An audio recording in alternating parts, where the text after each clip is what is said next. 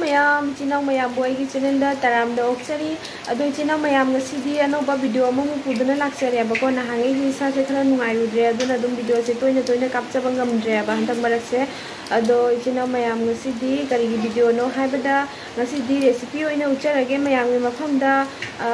chinaw mayam hajise sajana ki season ni dana ko sajana no batkulapagi ado aina han chaniman kina laure abako khara ado aina chinaw mayam ni mafamda ucharage aina kamaina igi mongda thongba haibado adum simple blog ni mayam video si yamnadi sangoi ado adum video si makhadana adum yemire si mayam siga leire aina thonggadaba sajana do si hekta ngai re sajana ne ba yam nauri bani ado kamaina thong yam do yemine si mayam do siga leire mayam aigi thongjagadaba machal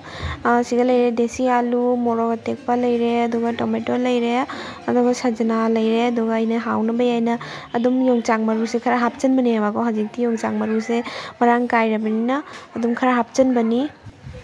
ado siga mu khang thagale agi thau hape thau ngang ba hape aduga siga haji passport hapchan bani ma ko passport na haubo hen bani aduga moro tekpa hapchale ado hangobi rani hoji mu tomato se hapani bako tomato se hapaga mu hangobi rani phana munna bako pathana ba ado mayam su aigi recipe se dum try tawni chabiyo bako adum haubani niyami se ba matheli aidi ising yam hapoy bako mahi kanna tawraga try tawduni mayam adum yeni si mayam ado hoji thum hapchalani aduga magi masala ke kaloi pun masula ba hapani yang hapire aduga jira powder su hapire ne bako adu moro ko padi haptre angang chabani na aduna mo atekoi na hapchere jira masala su hapchere mayam ado hajin mu khajna fry tawrani munna ba masala se ko hoji tomato se munjale bako ado haji alu machabun hapchalani alu hapaga mu hak mu ngawrani bako munna ba alu hapchalle haji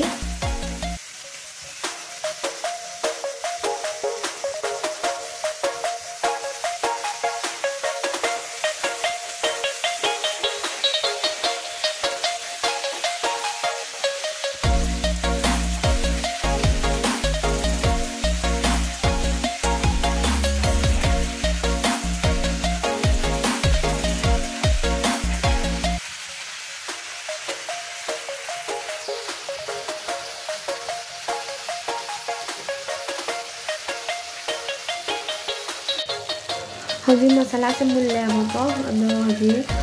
sajana mu hapirani bako sajana hapaga adi angobirani mahi hapaga adum ngawraga mullani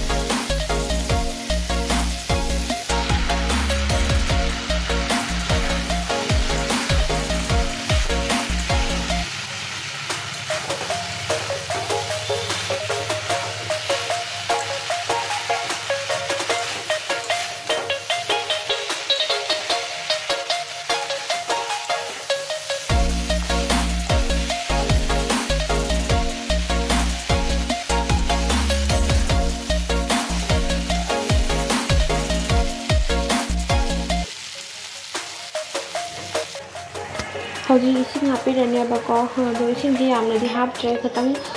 mahi khara kangna tawna ina dum thongani ai hawai ma thongjare bako aduga sumse khara kangna fry tawra chaduni aduna mayam ising se yam hapchadre mayam ising yamna hapninga su dum hapa yani bako kitang mahi langa ga di te su hawba hinbani do ngasi gi se ina mahi yam langendre adum khara kangna dum charage ina hawai ma yawramina machida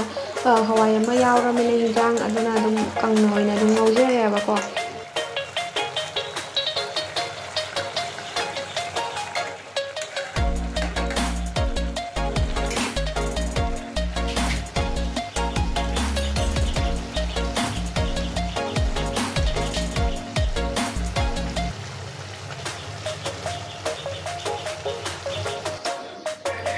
हजी ready होइरे सजना की सब्जी दो ma'am हाउगद्रा यंगबियुको अदो ma'am से युमदो दुम try तौरगा चाबियु सुमाइना याम हाउबने अदो इचिनाउ ma'am आइगी वीडियो से नुंगाइबिरगदी मैम नाइगी चैनल सिदा लाइक एंड सब्सक्राइब तौबिरमो एंड यारगदी शेयर सु तौबिरमो अदोदी मैम नेक्स्ट की वीडियो दा अमु उनरसी वीडियो अमुका वीडियो अमु यामना थांगतपा ngabo इचरगे मैम बाय।